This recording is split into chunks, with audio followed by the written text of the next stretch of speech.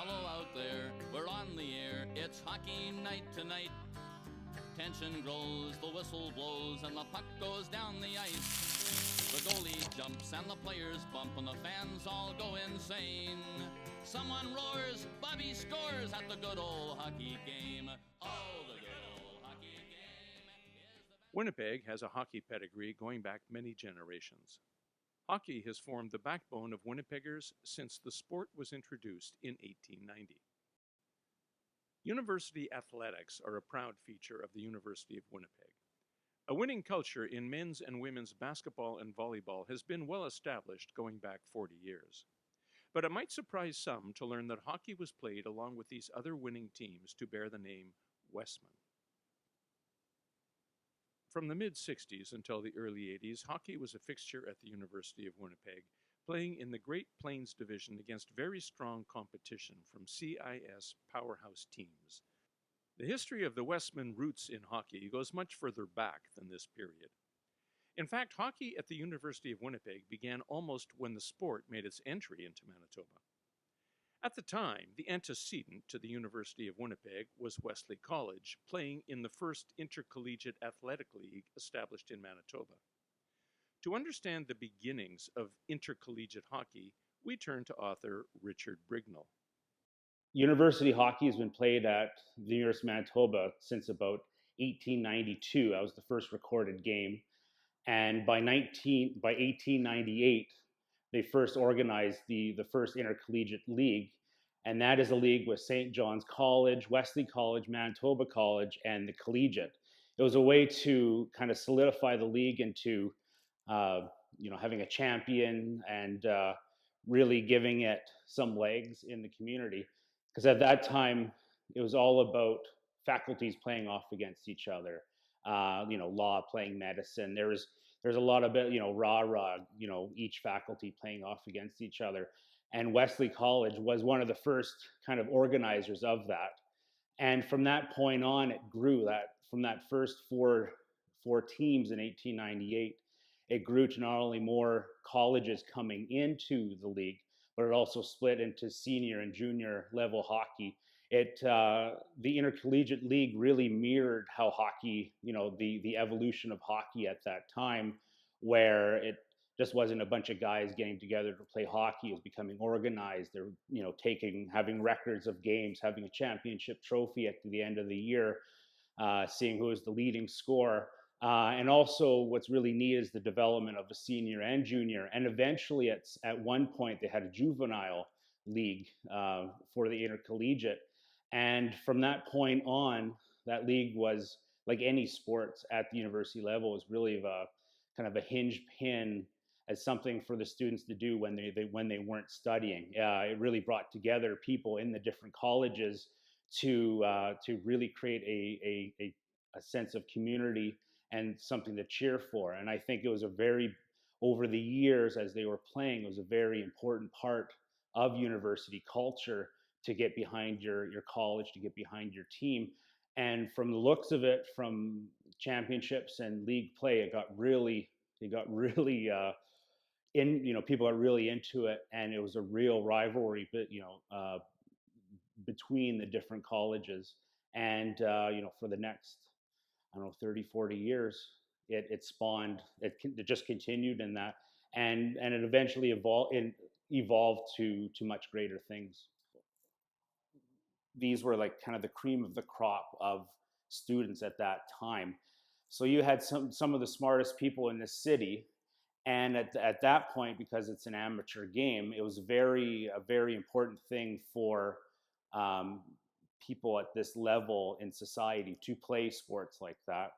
So at the beginning, you had some of the best people playing sports coming to the universities to play, and then as it evolved, you had some of the best players who would eventually become Hockey Hall of Famers. You had, playing within this league, you had Frank Fredrickson, who won a gold medal with the Winnipeg Falcons and had a Hockey Hall of Fame career. You had Jack Rattan, who from about 1909 to 1915 had such a career at the university that he became a Hockey Hall of Fame inductee. Just the night, and like another Winnipeg Falcon, Connie Johansson, he played many years in the Intercollegiate League. So these weren't just pickup games at the local arena. These were hard-fought games. Was probably for that age group, probably some of the best players in Canada playing off against each other. So to think of it as a bunch of pickup games, it wasn't. It was probably some of the best hockey being played in the city at that time. The fact that they were, one of the founding fathers of this league, they were always a competitive team. With anything, it all evolved over the years, where there'd be stronger teams in junior or senior level. I think some of its greatest heights it's reached is some of its best players going on to play for the varsity team. And the varsity team would play at the higher level, the Winnipeg Senior Hockey League, where they're vying for the Memorial Cup, the junior championship, or going for the Allen Cup, which was a senior men's, Canadian championship. And there were Wesley players from, the late, from 1909 onward that would regularly appear on the varsity squad. And those players became known across Canada as, even though they were University of Manitoba players, they would always, in their write-ups, be known as Wesley College players. In the greater public, women's sports were looked down upon. They weren't supposed to play because they might not be able to, have children later on. They'll have shorter lifespans. But it seems there was a much different attitude when it became associated with intercollegiate sports. Except for maybe football, every sport had a women's team. And hockey was probably one of the first ones to organize like that. And those leagues were as competitive or more competitive than the men's. And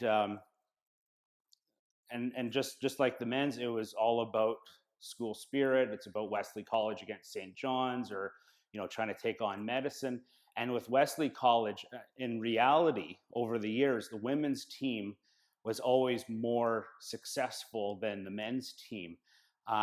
Going into the 1920s, the women's team was regularly the interfaculty champions, but many of the players from that team would go on to be on the university varsity team that would represent the University of Manitoba at the Western championships between Manitoba, Edmonton, and Saskatchewan.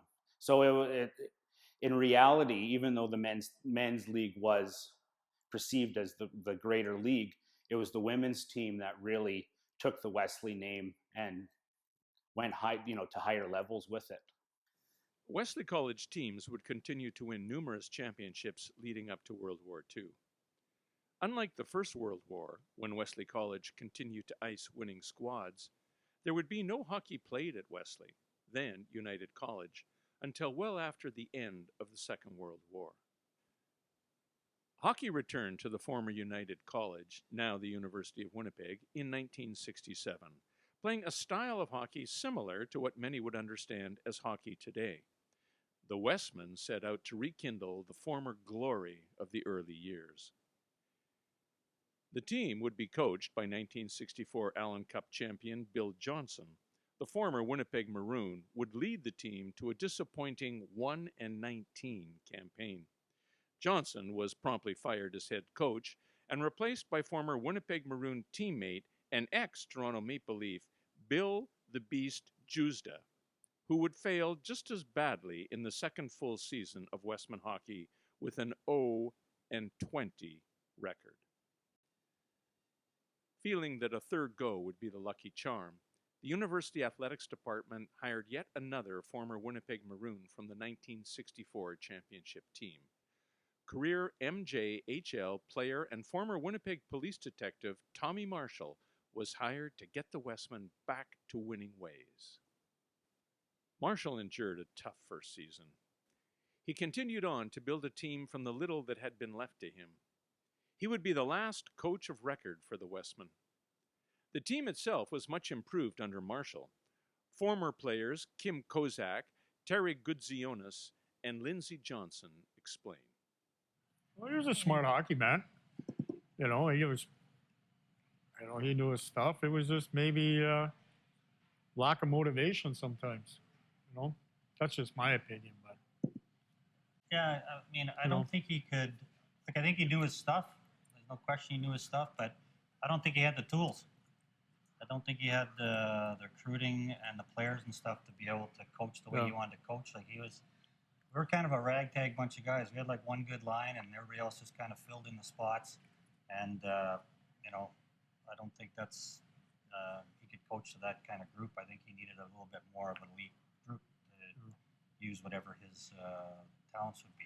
Some guys can coach at this level, and some guys are good at just bringing the peewees along. They get to a higher level, and it's too much for him. I think he was the same thing in reverse. He couldn't equate to the guys who needed real instruction, which you shouldn't need at the college level. But like again, we're bringing in a lot of the talent we had was filling sweaters. I would probably agree with Lindsay and with Tommy. I know Lindsay and I, through our years after, went and coached AAA hockey together for 2 years and took the kids, not only just to teach them, hockey, but to develop them as future adults, as people. And I still bump into the odd former hockey player that we've coached. Connecting did Tommy do that to a certain extent? Motivation, motivation itself, we can get into that. You motivate yourself and stuff like that, but as far as the recruitment and that, very, very non-existent. And yet you read the press clippings of all the, and it's not the guy down, he gave me the opportunity to play here for 4.5 years. I was blessed to meet guys like these guys here and many other people. But as far as as a coach at that level, no, I don't think he had it. When I look at it now. Well, just being truthful. I look back and I like to say I know Wayne Fleming, and when you saw him coach, and then in comparison to Tommy, it's like night and day. Yeah, we played against some top coaches. We played against Fleming. We played against Andy Murray. Was Andy Murray at the time. Like those are NHL guys. Yeah. Morris Mott, who played for the Canada Nats. Yeah. He was in Brandon. And who was in George Kingston when we played Saskatoon. Dave King. King in Calgary. There was a lot of good caliber coaches. Yeah, so Claire Drake in Alberta. Yeah. So there's, in terms of the recruitment and that, and I'm sure all those guys we mentioned did their recruiting, you have to have a good foundation in that. And that's what I found. I think like I said at the beginning, that big basketball, the court sports were the big thing. But hockey, there was no identity. It didn't have an identity to it. Yes, it was on Logan and that, but if we had a competitive team and may not have won a lot of games and that, but I'm sure when teams came in, they thought it's going to be a cakewalk, and it was a struggle. I remember, like you said, listening to the broadcast when we taped and stuff like that. He even said, "Okay, here comes the Westman's only line. Like when you make a line change." Yeah.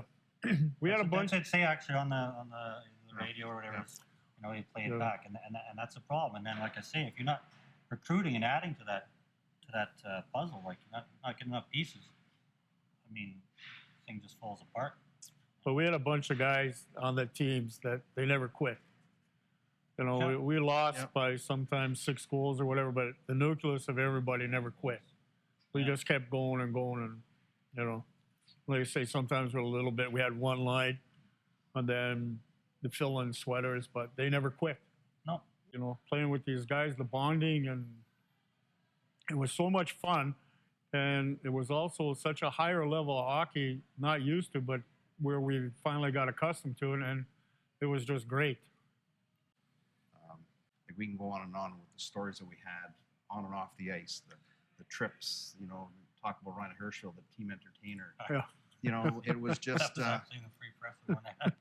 Yeah. We can go on and on. We can write a book on that. And this is so unique. We brought clippings, and we're looking at snapshots here, and those are all memories that will always be with us. And I had a cup of coffee with Minnesota North Stars. They invited me to camp in 1982. So I went to the full pro camp there with all the main team. There was 60 guys at camp. So I got that far and played a week and a half there, and then got sent down to the International League team in Toledo. But where I missed the boat, actually, Tommy, was like my last year, I think it was Hartford was coming to town around Christmas time, and they got a hold of Tom and wanted me to play, right, just to suit up for one game type thing. And he called me up and told me this stuff. And then when he looked into it, if I played the one game, he knows this is going to be like a one-game call-up. I don't know if they're short, they're on the road. Oh, we'll toss a fourth-line shift at this guy. And if I played one shift even, then I was ineligible for the rest of the season. We were the underdogs, so we hated everyone. So, we went, like Lindsay said, sometimes we go with two lines and 2.5 lines and that was it. 5 defensemen and or less. I remember playing. I had an 8-minute shift in one period playing defense one time. Then we get a penalty, and then we get a power play going, and guys are hurt. And only got 3D anyways. Just leave you out there, stuff like that. And you don't play college hockey with 3D and stuff like that, which we'd have to go to it sometimes between injuries and not dress enough guys. And we didn't have anybody to call up. Well, we had a bare bones team. Right? Yeah. Like there was. So you're right. Someone got hurt, and that was it. There was trouble. Although I remember that one year we carried 3 goalies. Yeah, we had 3 goals. Can't recruit, but we had 3 goalies. 3 goalies. But I would say U of M. My team would be U of M because they were cocky bastards. And there was a few guys there you just wanted to just stick because they were just arrogant pricks. I won't say who they are, but that'd be my team. So I guess there was some fisticuffs then? There wasn't a lot of fighting in the league. No, chippiness. There was more chippiness. A lot of chippiness. It was like, get you in the corner, I'll tie. Yeah, that's right. It was more of that. There wasn't a lot of. There was the odd fight, but it wasn't like when I played junior, like it was 5-6 fights a game type thing. Yeah, we couldn't afford to fight because we couldn't lose guys. I think in my 4.5 years, I think I had maybe 2 fights. I remember it was actually my last one was Manitoba at Pioneer. It was Mark McKay. Okay. Yeah. And he ran me in the corner, and as we were skating out of the corner, and I would just yip, and he just, that was it, bang, bang, bang, and 5 minutes later, and I get the extra 2 for the instigator. So it starts back from the person that stands behind the bench. Yeah, it was very weak because here in Winnipeg, like with the Manitoba Junior League, there was a lot of talented guys, and there was nobody going to the games and say, "Hey, come play." Guys would try out for U of M and couldn't make it, and they wouldn't not that, but they could see it. Okay, look, we can't even make it. Well, they just go there, play intramurals or play senior hockey or something like that, and sort of kind of give up on the college game because they couldn't play there. They didn't look at this as an option because I don't think it was ever put to them. And again, and playing out there on Logan wasn't a great spot either. Like, it just wasn't. You had to practice out there and stuff. So, if you could say, let's say you had a nicer rink at Civic Center, Max Bell type thing, or one year U of M played their home games at the Winnipeg Arena and stuff. Something like that. You want to play in a good facility, just like going to golf. You don't want to play on a dirt track. You want to play on a nice track. So, these are all factors, right? But no, I think the academics, and they were probably offered something, to say, you come play at our school, we'll give you this, and how can you, they're probably saying, yeah, sure, sounds great. Even though U of M's program has been pretty good in recent years, as far as their wins and losses. One guy who's actually a former student of mine, Rob Lazio, I saw him play last year. He's with the Alberta Golden Bears, second year this year, and he again, Manitoba, he's gone.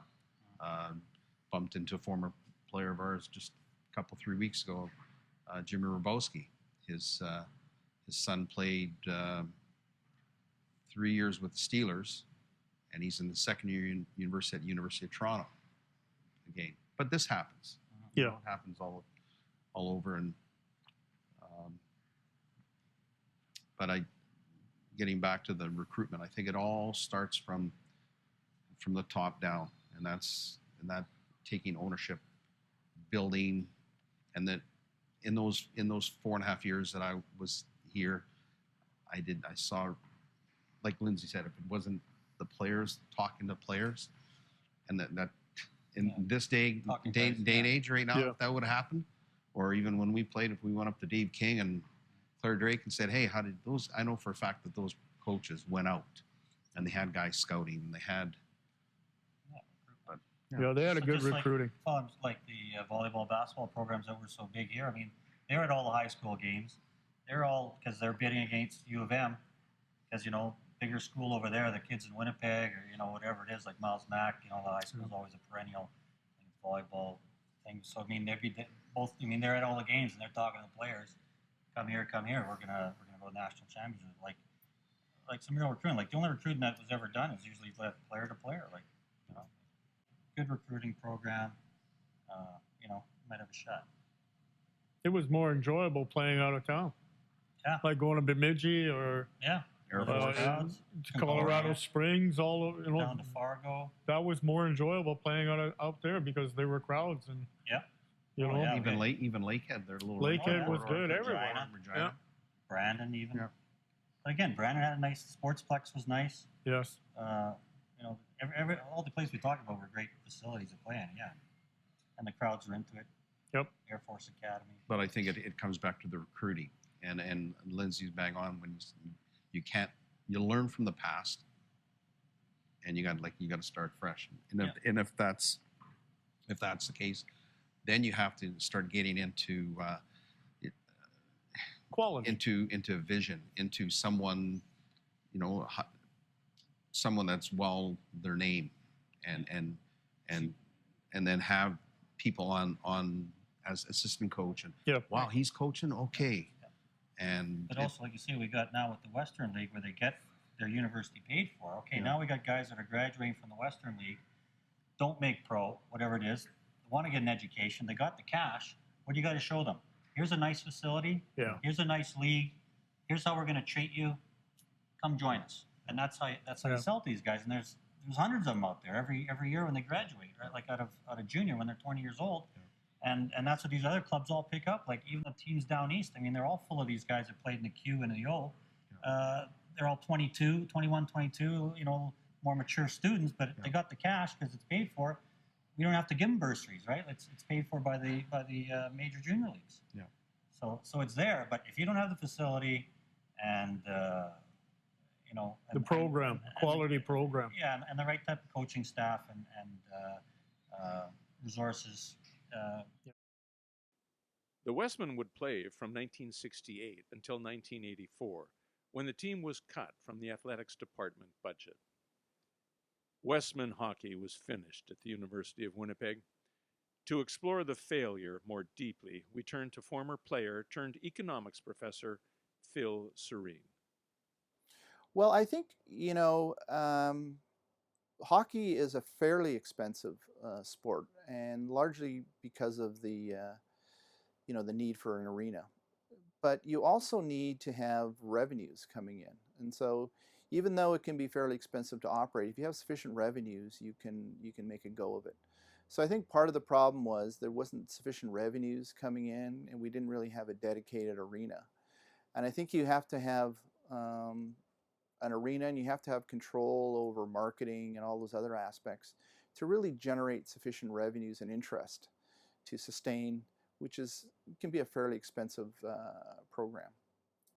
The one issue that Canadian programs face is obviously geography is a big issue. And what I had recommended was, I think places like the University of Winnipeg should look south for Division III colleges to play against. And now they're playing baseball. I think that's a good step. I think there is a ready market for competition, I think, going south. The other thing I think they need is they need budgetary control. What's happened in a lot of CIS programs is an independent trust has been set up to manage some of the programs. For example, the famous one is Laval football program. And so the students obviously, have a relationship with the university, but the funding is the responsibility of an independent board, and they have their own revenue sources and expenditures, and it's basically an off-balance sheet item for the university, which gives it a lot more autonomy, gives it the ability to market, and frees the university from worrying about having to make trade-offs between sports and other programs. In general, you have to set up an independent financial entity, which is going to be mandated to actually provide a program. For example, in Laval would be football. And so football, the cost of the program are the responsibility of the independent entity, and they have to manage it in such a way, presumably they're volunteer people from the community, in such a way that it's self-sustaining. So that means that they have to spend time on marketing. They take the risk. Part of the problem is when you have it within a university program, universities are usually quite good at providing academics, providing entertainment, which is, there's some aspect of it when you're getting to elite level sports is not something that they're actually designed to do. Most of the programs that I think would be a good step for the university would have their own facility of some sort, or at least a facility that was close by that would be amenable to having the team. For, usually the rough rule of thumb is, 3,000 to 4,000. D3 programs generally don't offer scholarships, but they are high-level programs. Lots of Canadians play D3, and it's a very good caliber. D1 is sort of the big-time college, and those tend to be 10,000 seat. I think of University of North Dakota. Those tend to be more expensive operations, but those are often in places where that's the only game in town, or at least has a long tradition. Think of Michigan and programs like that. I think there are lots of players that would play in a good Division III league. The one thing that there really isn't is an avenue for players who aren't going the CHL, the Canadian Hockey League route. There are lots of players who play a Junior A in Canada and then look for scholarships or some financial support to play D3 even, some of them D1. So those would be a potential source of players. And it wouldn't just, obviously I think there's enough local players, but if they were playing in a good conference, high caliber with good facilities, I think there wouldn't be a problem. The one thing that's happened with the NCAA is there's been a strong push to add women's sports. Basically, there was a court decision saying that funds for student athletes had to be fairly distributed between males and females, which meant that much more emphasis had to be put on providing sports teams for females and programs. So I think there's no shortage of teams that want to look at hockey for a program, and I think that's an expanding area. The CIS has had a long tradition of having less emphasis on scholarships in some sort. I think there is a movement towards that, more financial aid packages. But with the University of Manitoba Bisons already having a CIS team, I think you would have to ramp up the budget quite a bit. I mean, the money that would be required to be involved in a CIS as another CIS member, I think wouldn't probably be my first recommendation. I think if you could start with a D3 program that would play in the U.S. The other thing I think that is quite exciting for bringing hockey back would be now you have women's hockey, which Winnipeg, is a hotbed for female hockey players, and I think a number of them would be keen on playing here. And when I played, women's hockey was basically kind of, I guess, in its infancy. It had been played some places, but it wasn't anywhere near the caliber and quality that it is now. So it wouldn't just be bringing back men's hockey, it'd be bringing back hockey. The dream of hockey at the University of Winnipeg was not over yet. Despite the loss of the men's hockey program, there was renewed interest in forming a university team by then athletic director Aubrey Ferris. A women's team was formed.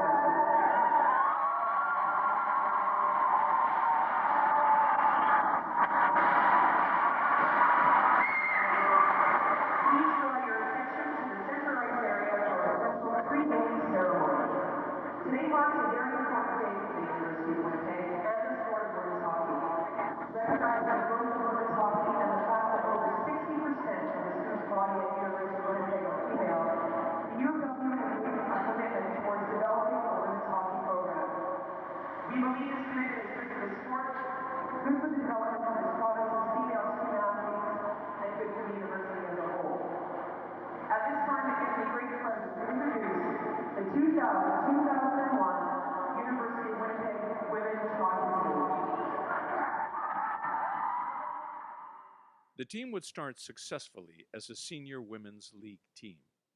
The University of Winnipeg women's hockey team would win the Manitoba Provincial Championship 4 years in a row and represent Manitoba at the Esso Women's Nationals in all 4 years of its existence. Team captain, Carla McMillan.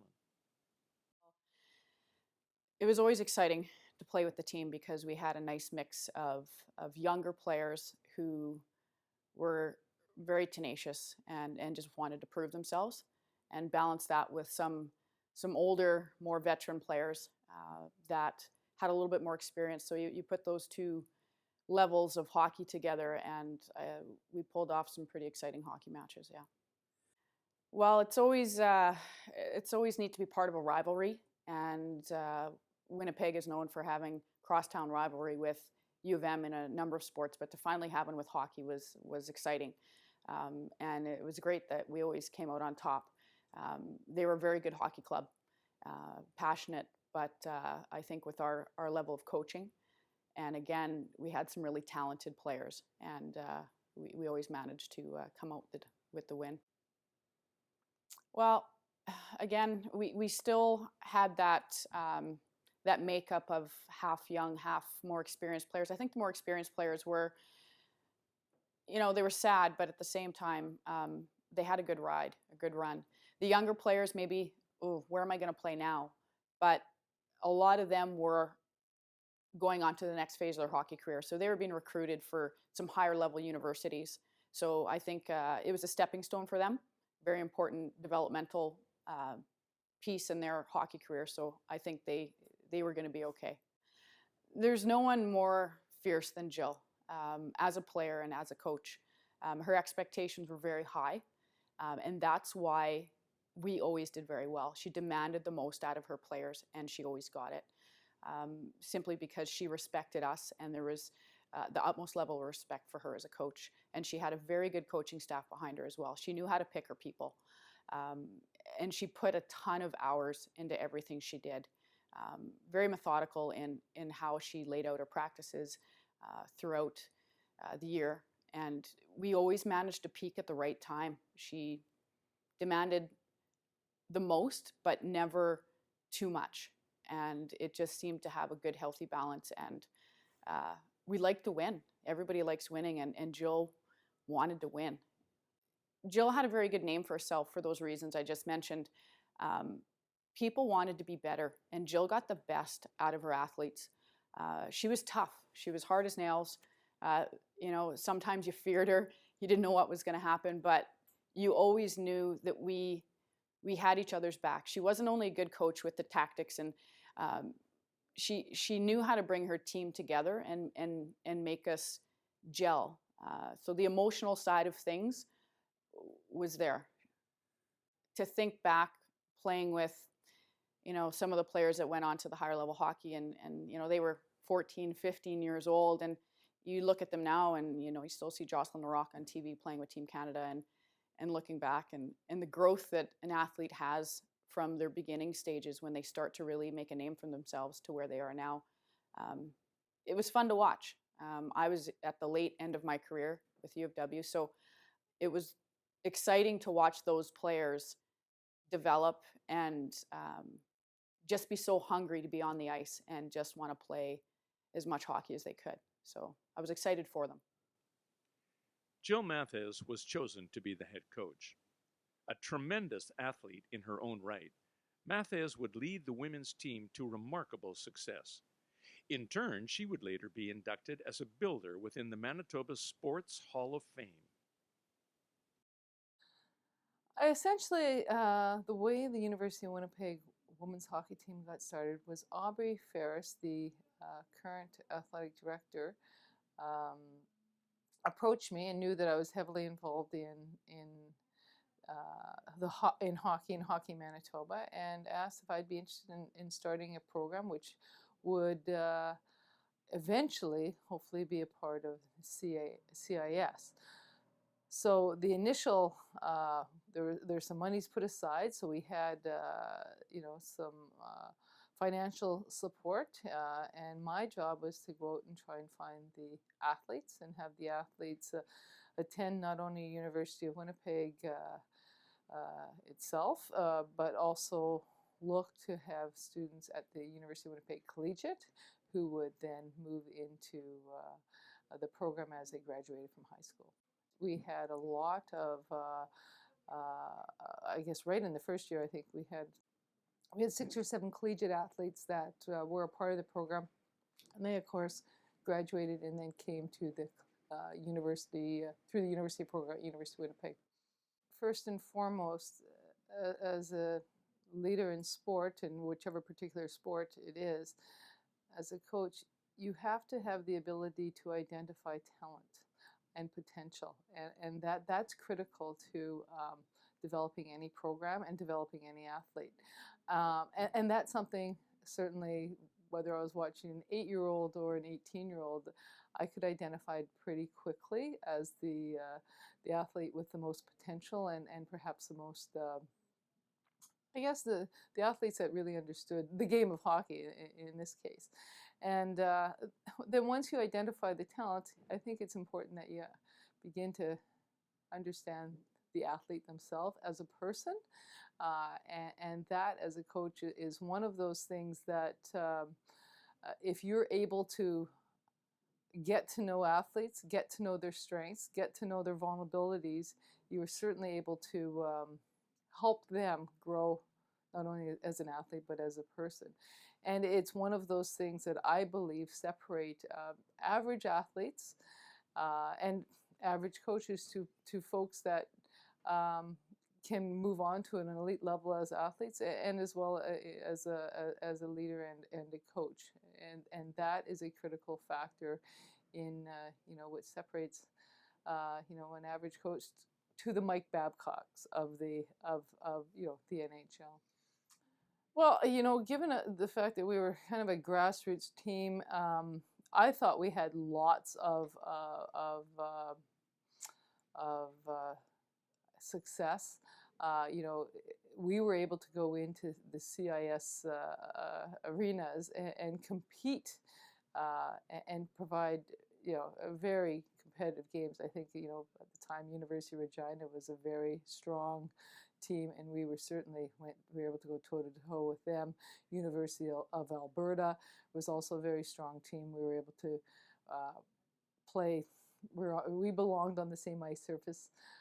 We even played University of North Dakota, and certainly the same thing there. We were able to, we belonged. And that was the most important thing to me, is making sure that our athletes knew that they belonged, making sure that they knew that they could compete at this level, and that from each experience that they learned and were exposed to a level that was that would challenge them, and it certainly did. And so we knew that we were onto something pretty special. We expected to be there, and we should have been there, given the talent and given the fact that that was our goal right from the beginning. Although we didn't play in a formalized league, we played games that were, were of a level that we felt that would be a natural, that would be something not natural, but something that we would expect to win. And fortunately for us, we did win the provincials and were able to go on and compete on the national level with some exceptional players. Well, once again, I think it goes back to identifying the talents and the strengths of each of your players, and making sure that every single athlete on the team had a role to play, and that they were valued as players, and that they did contribute. And that is key.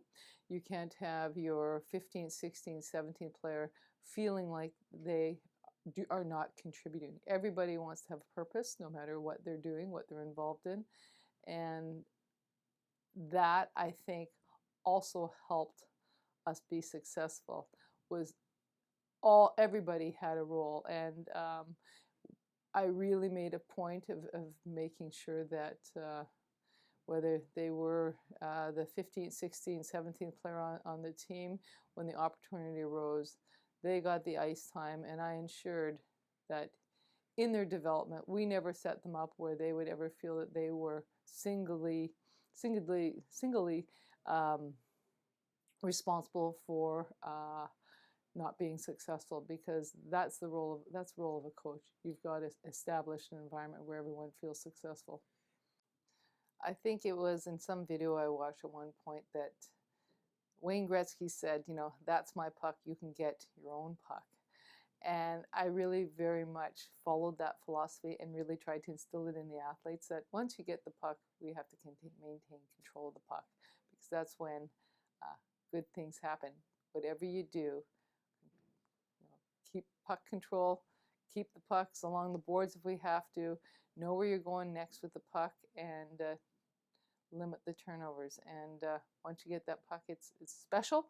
And you have to do everything that you possibly can within your powers to protect it. So once again, we also had athletes that were so coachable and willing to buy into a system, and you know, the man-on box behind in our own zone. I think we did a really good job of that, and as well, we knew that if we controlled, you know, the blue lines at both ends, that I mean, that's critical, as we know, in keeping the puck on the outside whenever possible. We'd be okay. So, well, I think, you know, if it would to have been to fit in the budget, because ultimately it all comes down to budget.